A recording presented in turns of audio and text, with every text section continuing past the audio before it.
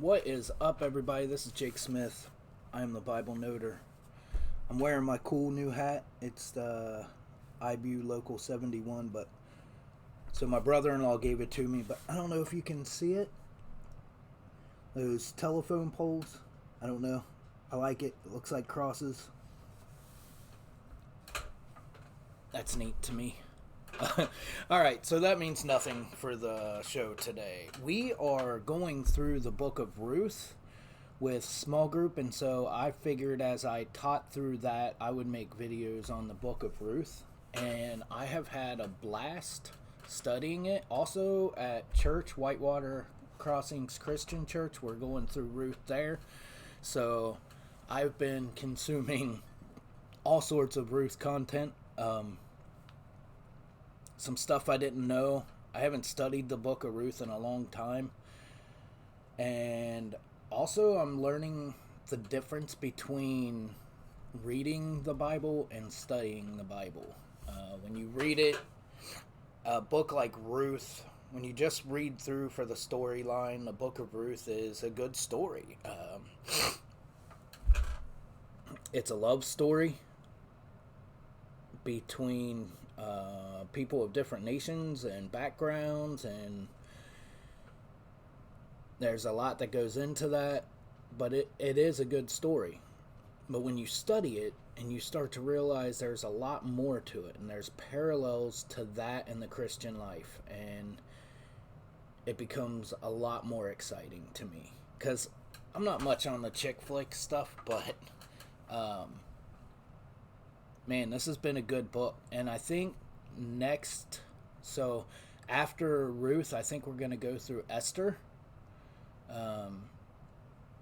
I know the girls in small group have been wanting to learn more about the women of the Bible, so if you want to follow along for that too, I would be happy to have you here. It keeps me in line and keeps me moving on studying the Word and getting to know our King better and getting to know His Word better. And I really think that should be everybody's goal. So, Ruth chapter 1, we're going to dive right in. And the first verse here says, "In the days when the judges ruled." I'm just going to stop right there. Hold on, let me cough. I'm just going to stop right there. When the judges ruled. This is referring to a time when there was no king, but there were judges. The Faith Life Study Bible puts it like this: the judges were local leaders raised up by Yahweh to deliver the tribes of Israel from their enemies. Their role was often to serve as military leaders for a time to face a specific enemy. The time of the judges was sometimes unstable and chaotic, but the rule of a strong and capable judge could bring peace to a region for decades. The lack of unrest or political instability in the book of Ruth suggests the events are set during one of those periods of peace. The story's purpose of providing the background on the family origin of King David also requires the story to be set in the period of the judges, since the son of Ruth and Boaz is David's offspring.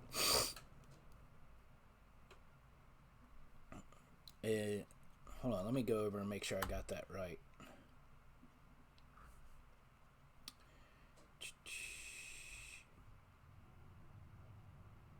So the software I'm using here is Logos Bible software, and it comes with the Faith Life Study Bible, which is a verse-by-verse explanation or commentary on the book of the Bible, and it is super cool. I really enjoy the explanations and background of it. So, where was I at?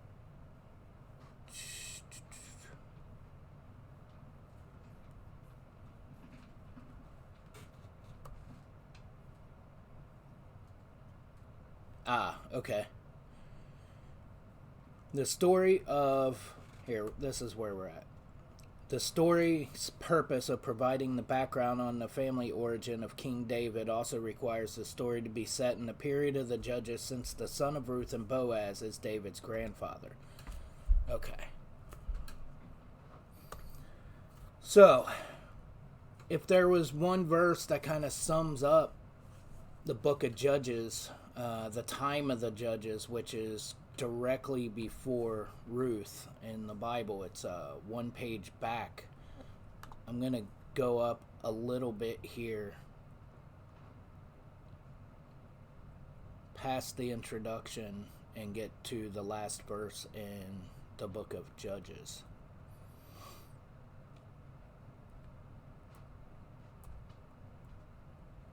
Guys, I really hope you geek out on this stuff like I do.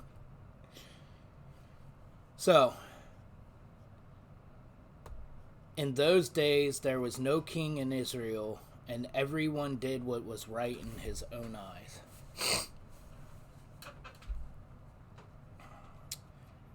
Think about our culture right now. When you read this verse, in those days there was no king in Israel, and everyone did what was right in his own eyes. Very surface level, you think to yourself, hey, that's good. They're trying to be good people. You know, they're doing what they think is right. They don't need a king to rule over them because they can just do whatever they think is right. And the problem with that is, if you look at our culture, we live in a time where everyone, you know, pretty much just does what is right in his own eyes. And the problem with that is they make themselves, or we make ourselves, the authority. We make ourselves God. We make ourselves the standard of right and wrong. And when we are the standard of right and wrong, we become very self-centered, very power-oriented. And then the two, what I think is right for me, collides with what you think is right for you, and it's a bad situation. And that's why we need a creator, God, to rule over us, because if we do what is right in God's eyes, if I'm doing what is right in God's eyes and you're doing what is right in God's eyes, then we have unity, we have peace. If you're doing what's right in your eyes and I'm doing what's right in my eyes, then we're going to be at odds. We're going to be against each other.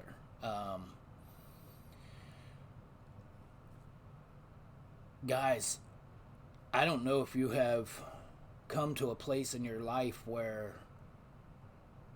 God is king, Jesus is king in your life, or not. But my prayer is that you come to that place quickly. And that once you do, you begin to recruit others for the kingdom. Alright, I'm sorry, that's a lot for a half a verse. So, let me get back. In the days when the judges ruled, so you know what kind of period we're in right now. In the days when the judges ruled, there was a famine in the land. Have you ever been hungry and thought to yourself, oh man, I'm starving? But you're not starving. Like, you ate a whole pizza at noon and it's 4 o'clock and you haven't had anything, and you're like, oh, bacon cheeseburger sounds good. That's not starving. I haven't eaten for days. I'm getting weak. My stomach is shrinking. For some of us like me, that would be a good thing that my stomach shrinks. But not due to starvation. A famine in the land means you can't go out to the grocery store and just get food. It means you can't ask for money and go get food. It means the crops aren't growing. There is no food.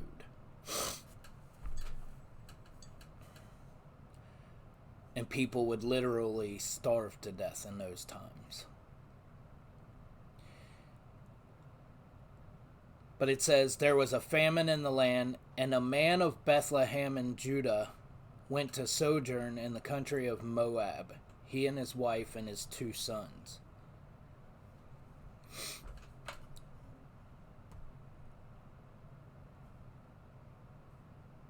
Oh, sorry, I went somewhere else. He and his wife and his 2 sons. So here is the picture. There is a man named Elimelech. Say that 5 times fast. Elimelech.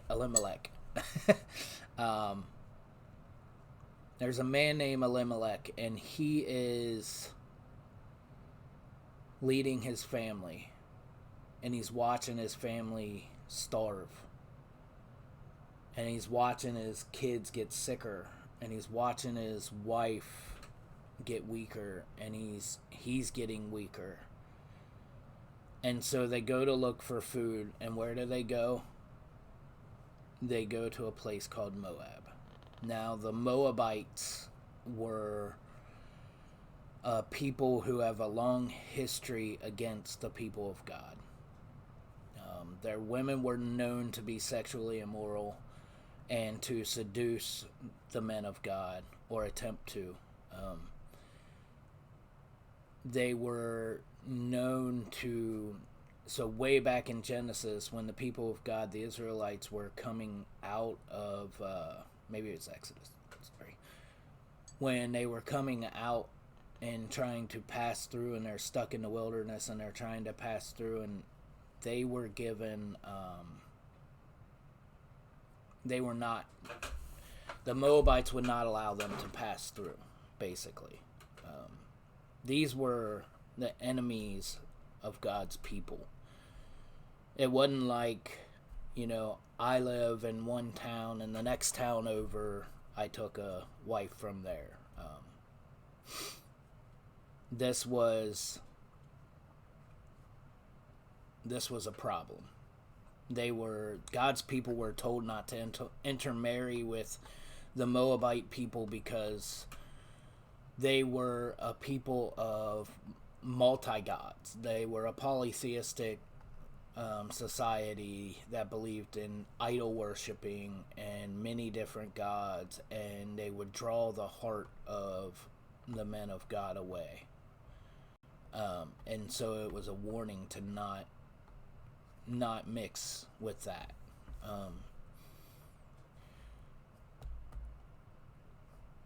So here we are. This guy has a family, and he's watching them die a slow death, essentially, and he decides, we got to get food somewhere, so we're going to go there.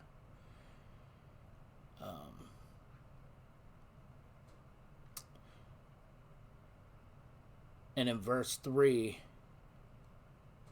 or the end of verse 2, it says, well, let's just start at verse 2. The name of the man was Elimelech, and the name of his wife Naomi, and the name of his 2 sons were Mahlon and Chilion. They were Epaphrites from Bethlehem in Judah. They went to the country of Moab and remained there. Verse 3, but Elimelech, the husband of Naomi, died, and she was left with her 2 sons. These took Moabite wives. The name of one was Orpah, and the name of the other was Ruth. They lived there for about 10 years, and both Mahlon and Chilion died, so that the woman was left without her 2 sons and her husband.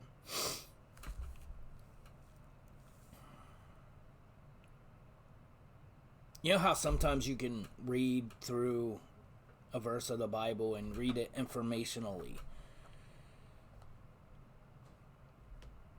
I want you to imagine you're Ruth, or imagine you are Elimelech, or one of the kids, and you go to this place to get food, and for a decade things are okay, but then you die. Your husband dies, your dad dies, and now here you are, you're in a foreign land, you're not with your own people,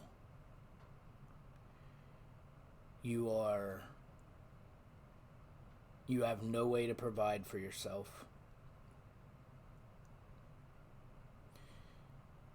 One commentary said the widow in this time period would be close to the same status of a homeless person. There was no way to provide for yourself. So Ruth, or Naomi,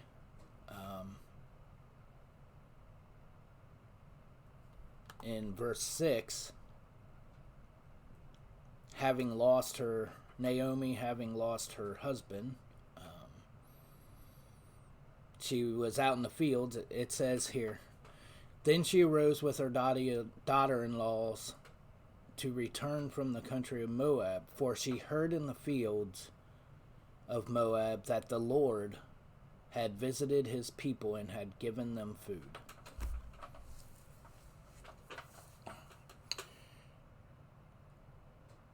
So you're a widow. More than likely, she was out working the fields. She was out basically gleaning, I would imagine. And what that means is she was getting the scraps that was left over so that she could survive. And she heard that back home, the Lord had visited his people. God had brought food to the land of Bethlehem in Judah.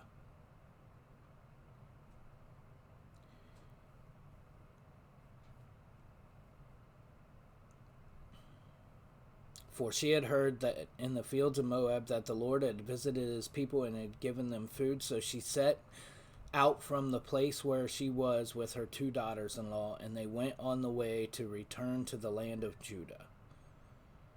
But Naomi said to her 2 daughters-in-law, go, return each of you to your mother's house. And may the Lord deal kindly with you, as you have dealt with the dead and with me. That word in the Hebrew is hesed. It refers to the steadfast love of the Lord. This is a radical statement. The predominant thought of the time is that this was meant only for the people of Yahweh, only for God's people. So Naomi tells her, go and return to your mother's house, and may the Lord deal kindly with you, as you have dealt with the dead and with me. She said, you've been so good to me. Where I'm going, there's nothing for you. You have no family there except for me. I have no husband there to provide for us. You're walking into a very bad situation if you come with me. She wasn't telling her, okay, you guys are terrible, get away. She's saying, guys, this is not what's best for you to come with me. Verse 9, the Lord grant that you may find rest, each of you in the house of her husband. Basically, I pray that you find a husband to take care of you, and you would find rest there. Then she kissed them, and they lifted up their voices and wept, and they said to her, no, we will return with you to your people. But Naomi said, turn back, my daughters. Why would you go with me? Have I yet sons in my womb that they may become your husbands? So she's saying basically, even I know you married my sons and everything, and in that time the custom was that if a wife married somebody and that somebody died, that the brother would take his brother's place in that marriage, so that the widow would be cared for and it would preserve the brother's name. But Naomi says, "Turn back, my daughters. Go your way, for I am too old to have a husband. If I should say I have hope, even if I should have a husband this night and bear sons, would you therefore wait till they were grown?" No, that would be too long, probably. "Would you refrain from marrying until then?" No, my daughters, for it is exceedingly bitter for your sake. It is exceedingly bitter to me for your sake that the hand of the Lord has gone out against me.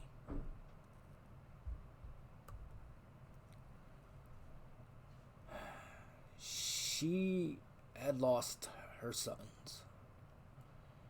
She had lost her husband, her love, her provider, her sense of stability in this life.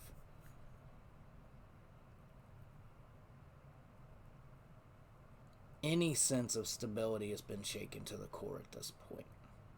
And when you're in that situation, it's very difficult to have good theology. It's very good to remain faithful and hopeful in God's plan. Notice she doesn't go through hard times and say, "Oh, my life is garbage, so there's no God. There must not be a God, because if he did exist, then this wouldn't be what was going on."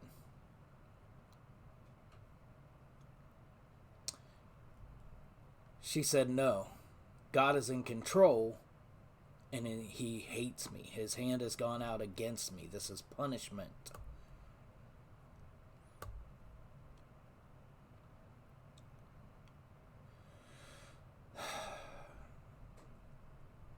Then they lifted up their voices and wept again. And Orpah kissed her mother-in-law, but Ruth clung to her. So Orpah says, "Okay, yeah, you talked me into it. It's better for me to go back to my mom's house and to be taken care of that way. And hopefully I can find a husband. And hopefully I can salvage some type of life with my people."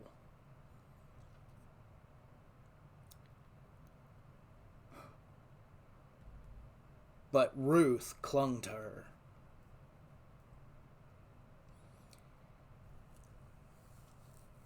What an amazing picture of the Christian life.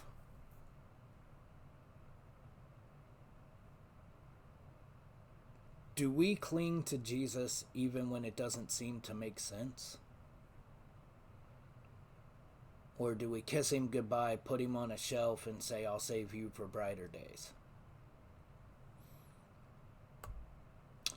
Verse 15, "And she said, 'See, your sister-in-law has gone back to her people and to her gods. Return after your sister-in-law.'" This next verse is amazing. "But Ruth said, 'Do not urge me to leave you or to return from following you, for where you go I will go, and where you lodge I will lodge. Your people shall be my people, and your God shall be my God. Where you die, I will die, and there I will be buried.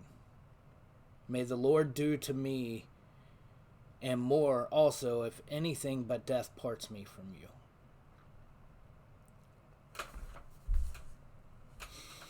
So Ruth is in a situation where she would be going to a foreign land to cling to a woman who doesn't seem to have hope, to cling to an unlikely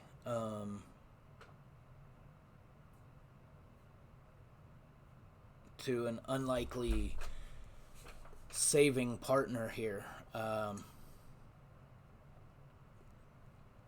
But she says, "No, I know what you're about." She says, "I know your people because I know you.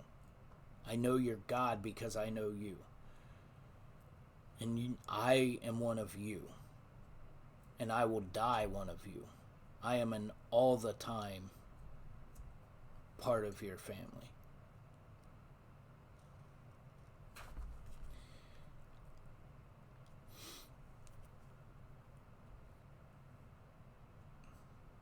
Are we that steadfast in our love for Jesus? I mean, honestly, we're asked to believe that these 66 books work together. And I know that they do. Like, I can see how they work together and how they don't contradict each other. I can see how I can see and feel the inspiration in the words. This is the divine word of God. And we're asked to believe that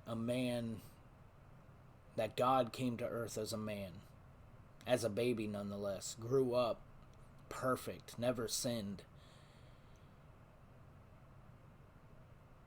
in order to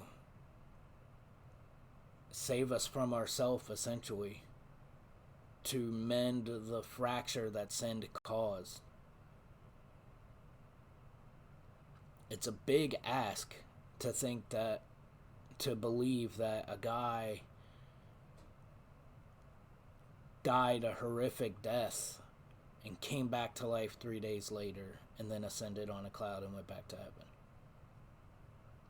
That's a big ask. Ruth's situation. It's a big ask to think that an old woman, widowed, with no husband, no estate, no way to provide for her, could take care of her, or that she could take care of her in a foreign country where people probably won't like her at first. It's a big ask. And her reply is, don't tell me to go away. I'm going where you're going. Reminds me of the time when Jesus turned to Peter and he was like, hey, will you leave me also? And Peter's like, where am I going to go? You're the one with the answers to eternal life. And I wonder, do we have the same commitment? Jesus, where you go, I will go. Anything you're a part of, I want to be a part of that. I want your people to be my people. And I want your father to be my father.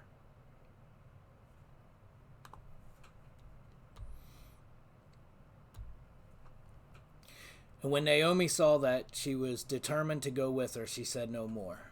So the two of them went on until they came to Bethlehem, and when they came to Bethlehem, the whole town was stirred because of them.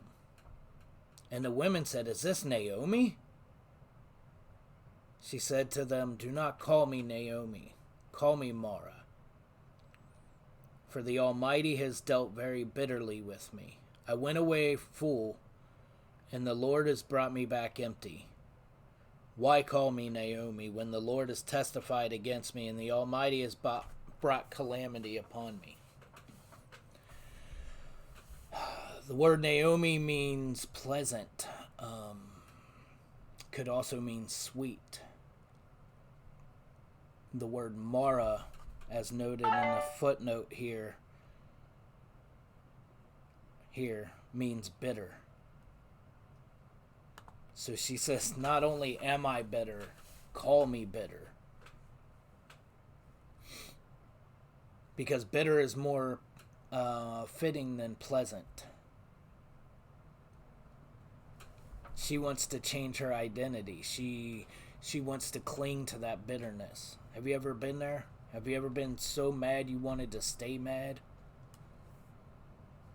So hurt you wanted to stay hurt because you're afraid to feel better because it might go away again? If you haven't, it's hard to understand where her brain is right now, where her heart feels. But she had lost her kids and her husband, and now she's got Ruth coming with her, and Ruth is a foreigner. Ruth is she's a Moabite woman who, as we know, the Israelites have a long history against Somebody had said at that time in the book of Judges, it said at that time the hand of Israel was over the Moabites and the land had rest for 80 years. So maybe the Moabites were still under Israelite control at that point, but there was definitely tension. And so bringing Ruth, as helpful as it becomes, also there could be a tension there as well. Verse 19. Or no, we already did that. Yeah. Verse 22. So Naomi returned, and Ruth the Moabite, her daughter-in-law, with her, who returned from the hill country of Moab. Hold on one second.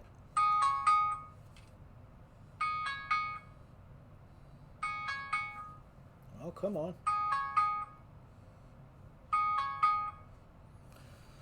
I apologize for that. Verse 22. So Naomi returned, and Ruth the Moabite, her daughter-in-law, with her, who returned from the country of Moab, and they came to Bethlehem at the beginning of the barley harvest.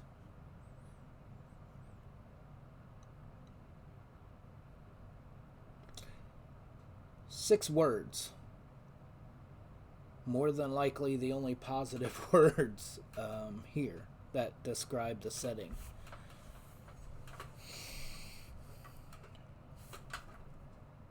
Have you ever seen a movie where everything is dark and you can feel it in your chest that the mood is dark and that it's gloom and sadness?